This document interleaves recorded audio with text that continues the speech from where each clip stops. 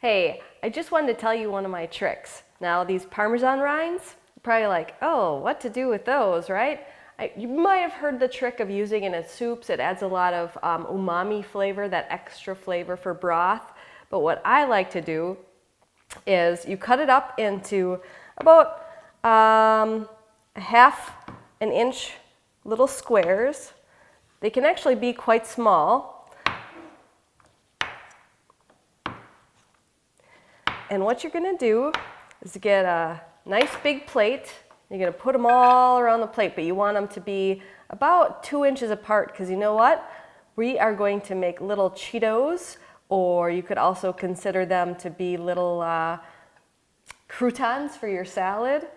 Tastes great on a Caesar salad, the Parmesan. But you're going to spread them out like this on a plate, and I'm going to put them in the microwave. After about a minute and a half in the microwave, they're going to puff up like this, and you're going to set them out to cool. And once they're cool, which I probably should let them cool a little bit more, but they're going to be crispy like a chip. It's pretty fun.